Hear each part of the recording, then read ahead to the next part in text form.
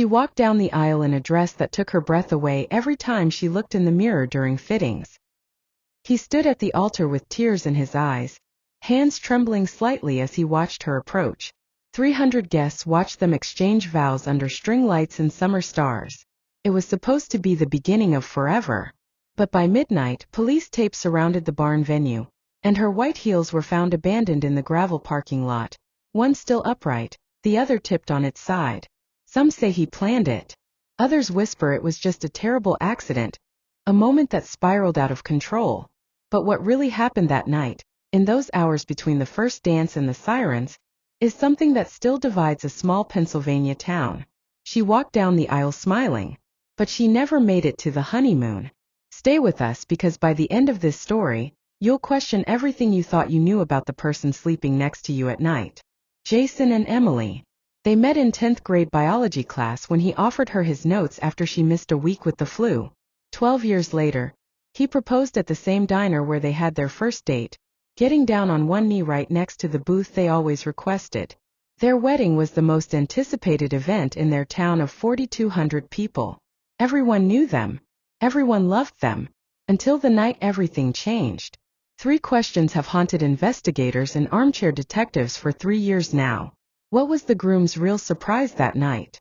Why did Emily vanish during the reception without telling anyone where she was going? And was there someone else at that wedding who wanted her gone? Some guests say they saw something strange that evening, little moments that didn't make sense until later, but most have never spoken about it publicly. Until now. What you're about to hear will make you reconsider every wedding you've ever attended. Before we dive deeper, let us know in the comments where you're watching from. We'd love to hear from you. And if you're new here, click on the subscribe button so you never miss any of our upcoming videos. Jason was 34 when they married, a carpenter who'd taken over his father's business after the old man's heart attack 5 years earlier. He was the kind of guy who fixed neighbors' porches without being asked and always had sawdust in his truck. Quiet, steady, the type who showed love through actions rather than words.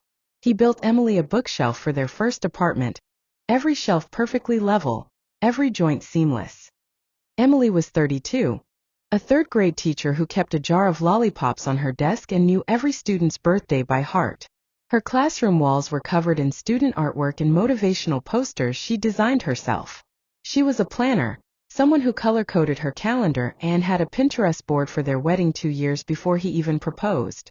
Her last Instagram post went up at 6 in the morning on the wedding day, a photo of her dress hanging in golden morning light with the caption, "Can't wait to marry the love of my life today." 12 years and finally Mrs. Thompson. 347 people liked it. She never posted again. Their relationship looked perfect from the outside. High school sweethearts who actually made it. But in the week leading up to the wedding, small cracks started to show. Emily's sister Rachel later told investigators that Emily called her crying 3 nights before the ceremony. She wouldn't say why, just that she needed to talk but couldn't do it over the phone. They planned to meet for coffee the morning of the rehearsal dinner, but Emily canceled an hour before, texting, "Never mind, I'm overthinking things. Wedding jitters, that's all." Rachel never got the chance to ask what she meant. Jason's best man, a childhood friend named Marcus, noticed something too. During the bachelor party the week before, Jason kept stepping outside to take calls, always walking far enough away that no one could hear the conversation. When Marcus asked if everything was okay, Jason smiled and said he was just finalizing the surprise he had planned for Emily. Marcus believed him. Everyone believed him. He was Jason after all. The guy who coached Little League and helped elderly neighbors with their groceries. The couple had been living together for 4 years in a small 2-bedroom house on Maple Street, the kind of neighborhood where people still sat on their front porches in the evening. They had a golden retriever named Biscuit, a mortgage they were proud of, and a 5-year plan that included kids and maybe a bigger house near the lake. Emily had already picked out names. Olivia for a girl, James for a boy. She'd written them in a journal she kept in her nightstand, along with notes about what kind of mother she wanted to be. That journal would later become evidence. On the surface, they were living the American dream. But beneath that surface, something was shifting. Emily had become quieter in the months before the wedding, according to co-workers.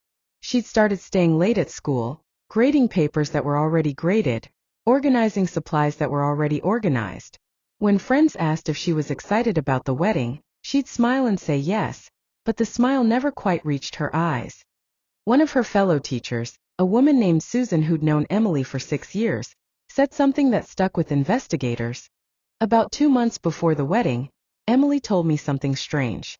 We were having lunch in her classroom and she suddenly looked at me and said, "If anything ever happens to me, don't believe it was an accident." I laughed it off, thought she was being dramatic. But she didn't laugh. She just stared at me until I promised I'd remember. Susan didn't think about that conversation again until she saw the news. The morning of June 15th started like any perfect summer day. 82 degrees, not a cloud in the sky, the kind of weather Emily had prayed for.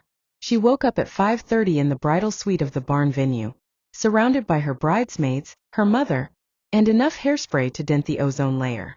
Jason had spent the night at Marcus's apartment across town, honoring the tradition of not seeing the bride before the ceremony. But according to Marcus, Jason barely slept. He kept checking his phone, pacing the small living room, mumbling about making sure everything was perfect. At 6:15 in the morning, while Emily was getting her makeup done, Jason left Marcus's apartment. He told his best man he needed to run an errand, something for the surprise. Marcus assumed he was picking up flowers or checking on the banner plane Jason had mentioned.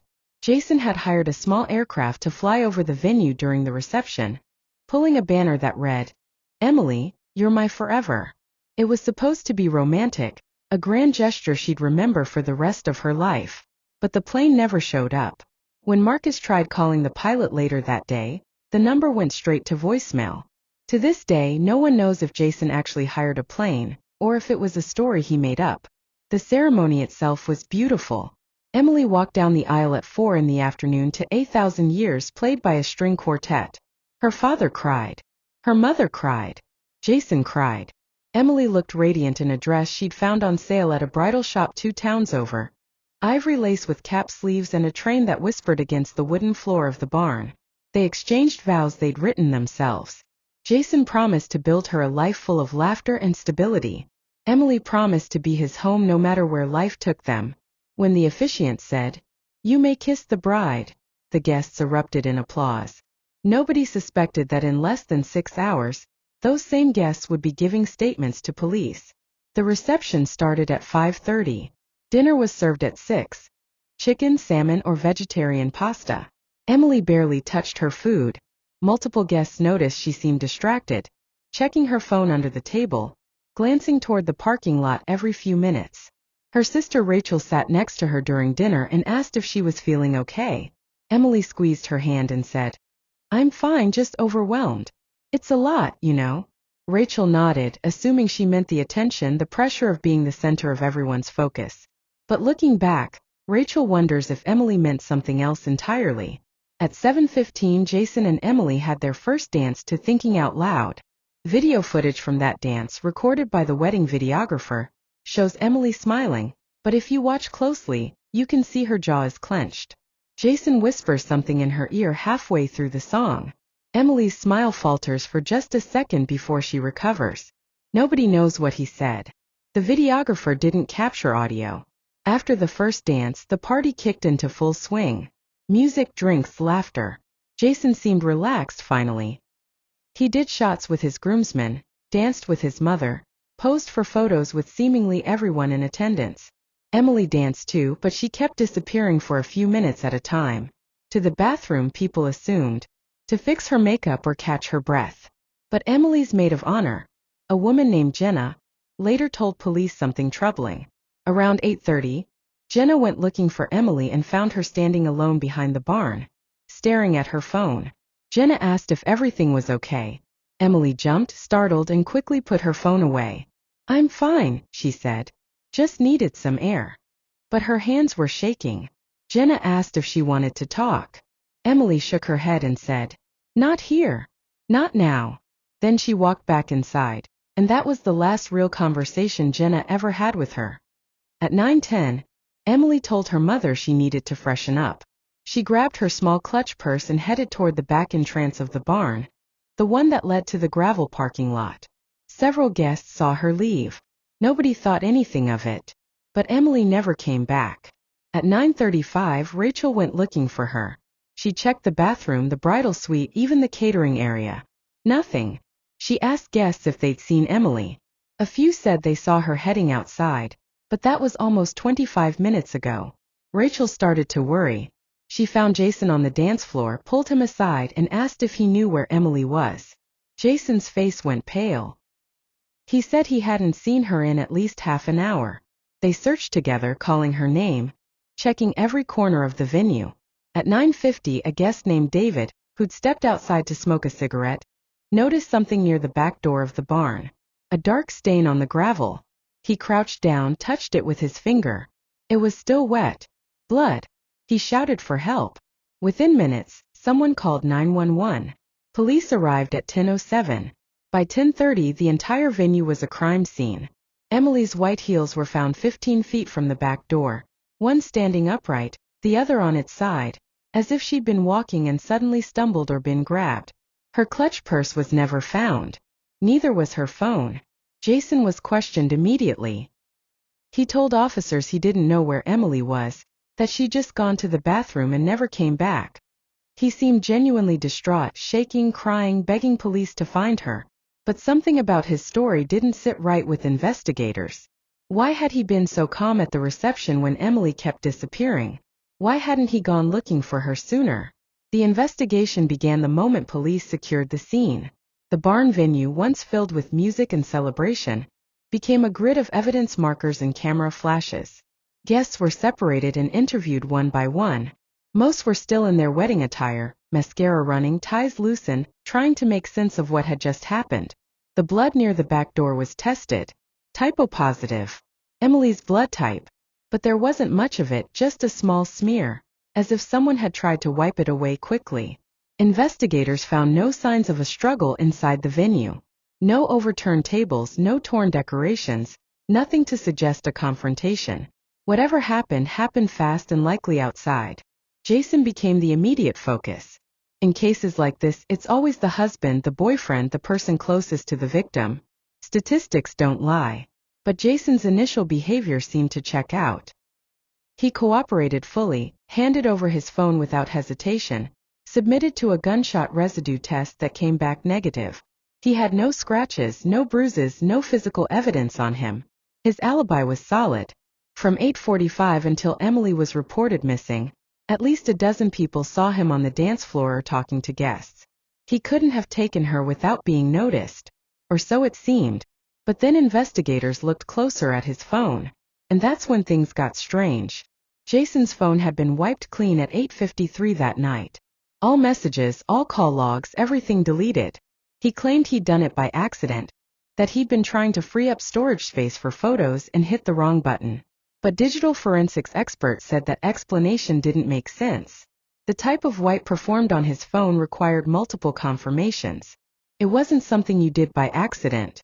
When pressed, Jason changed his story. He said he'd been stressed, overwhelmed, not thinking clearly. He admitted he'd deleted messages but claimed they were just work-related. Nothing important. Investigators didn't buy it.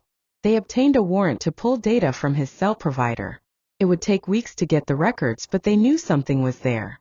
In the meantime, they followed other leads. Emily's ex-boyfriend, a man named Trevor, had been spotted in town the week before the wedding. He and Emily had dated for 2 years in college before she met Jason. The breakup had been messy. Trevor had struggled to move on, showing up at places he knew Emily would be, sending her long emails about how they were meant to be together. Emily had blocked him on social media 3 years ago, but friends said he still asked about her. Investigators brought Trevor in for questioning. He admitted he'd been in town but claimed he was visiting his parents, who still lived 20 minutes from the venue. He said he didn't even know Emily was getting married. When asked if he'd gone to the wedding, he hesitated. Then he admitted he'd driven past the venue that afternoon, just out of curiosity. He didn't stop, didn't go inside, just drove past. His story was shaky, but his alibi checked out. His parents confirmed he'd been at their house from 7 that evening until well past midnight. Security footage from a gas station near their home showed his car there at 9:40, right around the time Emily disappeared. Trevor was cleared, but investigators kept him on their radar. Then there was the matter of Emily's phone. It was missing, but her cell provider was able to track its last known location. At 9:12, Emily's phone pinged off a tower near the venue. At 9:17 it pinged again, this time from a location 2 miles west, near a rural road that led to a series of abandoned properties. After that, the phone went dark. Either it was turned off, destroyed, or the battery died. Investigators organized a search of the area where the phone last pinged. Volunteers combed through fields, wooded areas, ditches. They used search dogs, drones, everything they had. Nothing.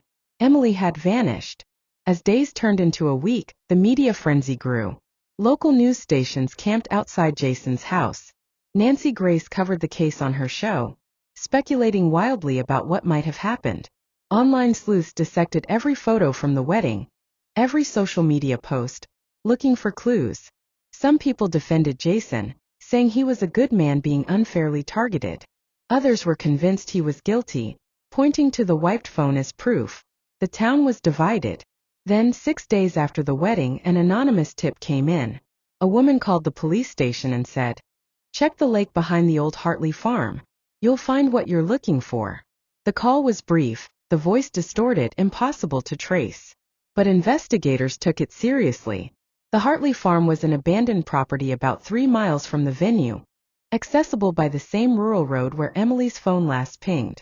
The lake on the property was small, more of a pond really, surrounded by overgrown brush and rusted farm equipment. It took divers 2 hours to find her. Emily's body was submerged in less than 8 feet of water, weighed down by a cinder block tied to her waist with nylon rope. She was still wearing her wedding dress. The sight of it, the white lace floating in the murky water, is something the divers said they'll never forget. Emily was brought to the surface at 4:30 in the afternoon. The coroner's initial examination revealed blunt force trauma to the back of her head. A single blow delivered with significant force.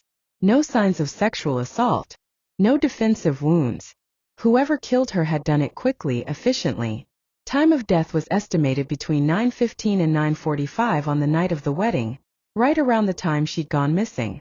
With Emily's body recovered, the investigation intensified.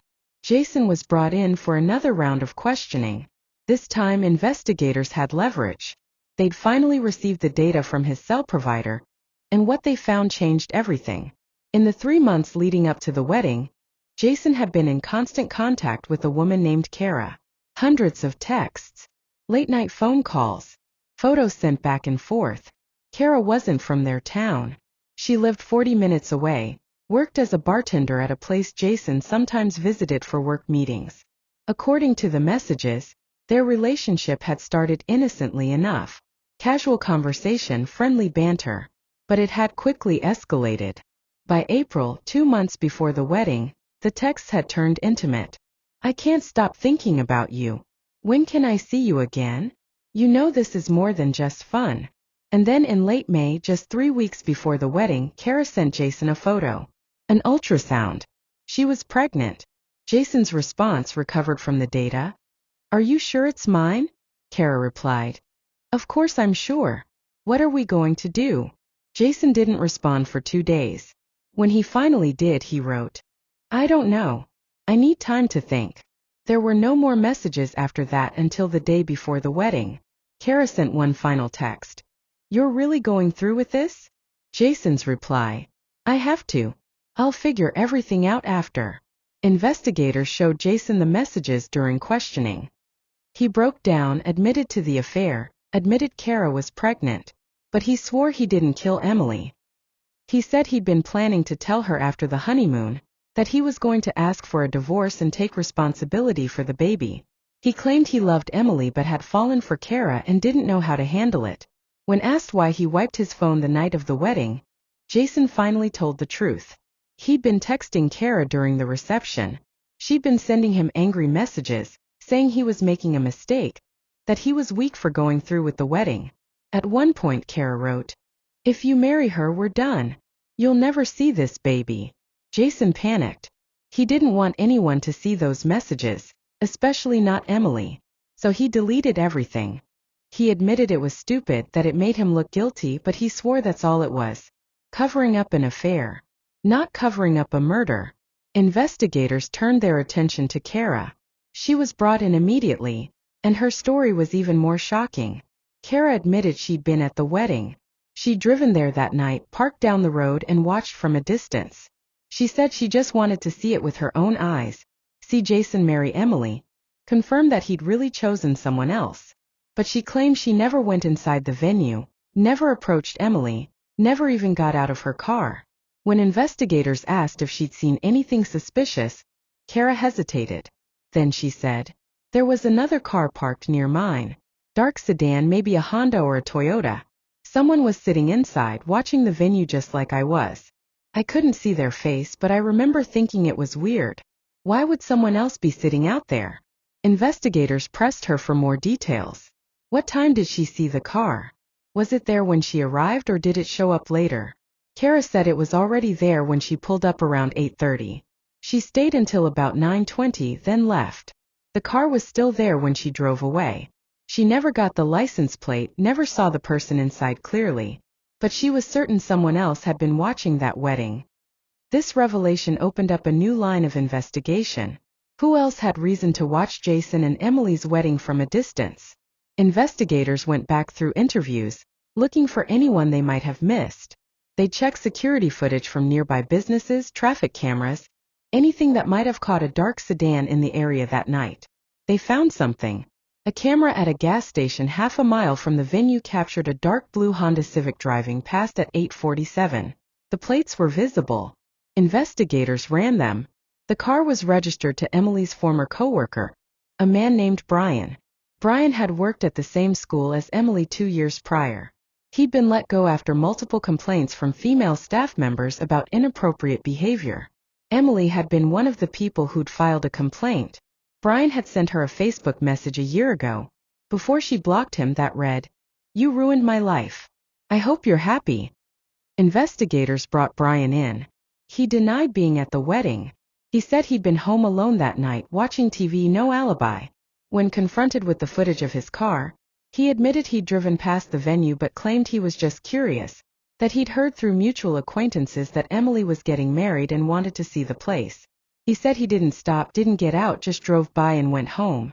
But here's where it got even stranger. Investigators searched Brian's home. In his garage they found a cinder block with rope tied around it. The same type of cinder block and rope used to weigh down Emily's body. Brian was arrested and charged with Emily's murder. The evidence seemed overwhelming. The car at the scene, the Facebook message, the cinder block and rope that matched exactly what was used to dispose of her body. Prosecutors built a case around obsession and revenge. They argued that Brian had been stalking Emily for months, that he'd been waiting for an opportunity to hurt her, and the wedding provided the perfect cover. In the chaos of a large event, with hundreds of people coming and going, he could grab her without being noticed. The trial lasted 3 weeks. The prosecution presented their evidence methodically. The defense argued that the evidence was circumstantial. Yes, Brian had been near the venue. Yes, he had materials similar to what was used in the crime. But there was no physical evidence tying him to Emily's body. No DNA. No fingerprints. No witnesses who saw him actually take her. The defense also pointed out that Brian had no history of violence. Inappropriate behavior, yes. Creepy messages, absolutely. But murder? They argued it was a leap too far. Jason testified. He admitted to the affair with Kara, admitted to lying about his phone, but maintained he had nothing to do with Emily's death. He cried on the stand, saying he'd made terrible mistakes but would never have hurt her. Kara testified too.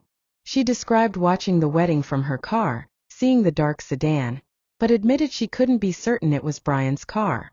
She said she'd been too focused on Jason to pay much attention. The jury deliberated for 4 days. In the end, they came back with a verdict. Not guilty.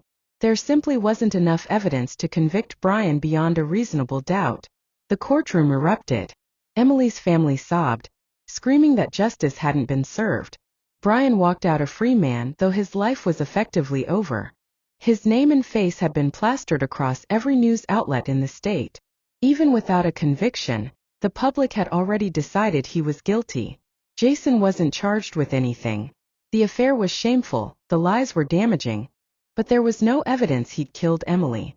Kara gave birth to a baby boy 4 months after the trial. Jason's name is on the birth certificate, but he's never met his son.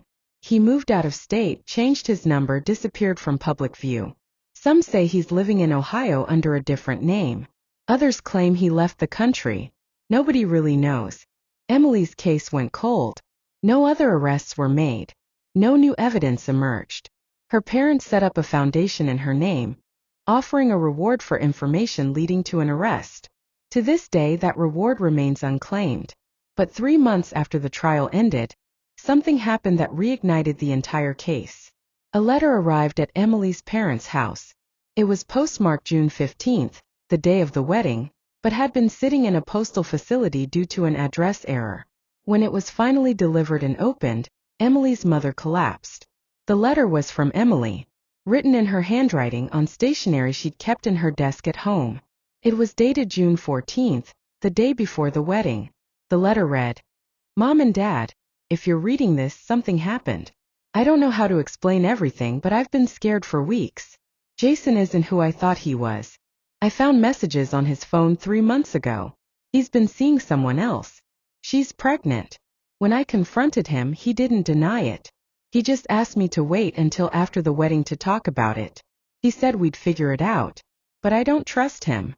I've been thinking about calling off the wedding, but I don't know what to do. Everyone's so excited. The deposits are paid. I feel trapped. If something happens to me, please don't believe it was an accident. Please look at Jason. Please don't let him get away with this. I love you both so much. I'm sorry I didn't tell you sooner. Love, Emily. The letter changed everything. It proved Emily knew about the affair. It proved she was scared. It proved she suspected Jason might hurt her. But legally it didn't matter. The letter was circumstantial evidence, and Jason had already been investigated thoroughly. Without physical evidence linking him to the crime, prosecutors couldn't bring charges. The case remains officially unsolved. 3 people had motive. Jason, who wanted to start a new life with Kara. Brian, who wanted revenge for losing his job. And theoretically Kara, who wanted Emily out of the picture so she could have Jason. But nobody has ever been convicted. Emily's parents still live in the same house, her room untouched, her wedding dress hanging in a closet wrapped in plastic. They've aged decades in the 3 years since her death.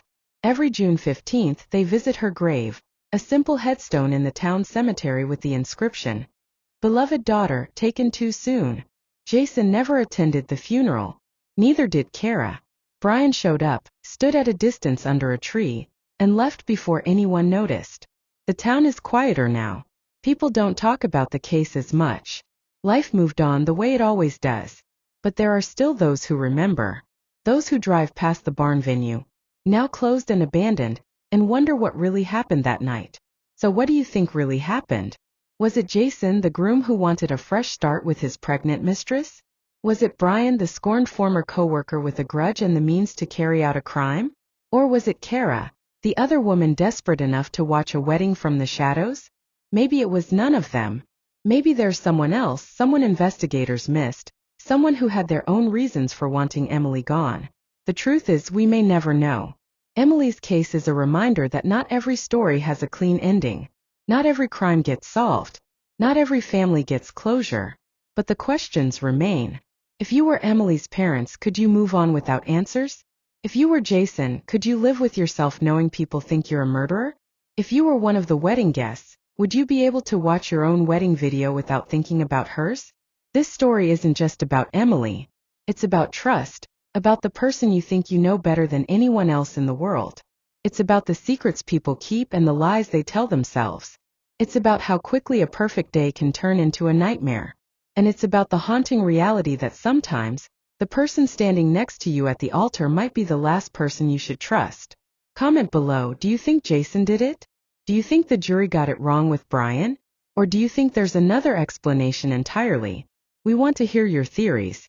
And if this case affected you, if it made you think about your own relationships or the people you trust, share this video. Someone out there might have information that could finally bring Emily's family peace. If you thought this story was shocking, wait until you hear what happened to the bridesmaid who vanished the very next weekend in the same town. Subscribe so you don't miss that story and others like it. because the truth is always stranger than fiction, and sometimes it's hiding in plain sight.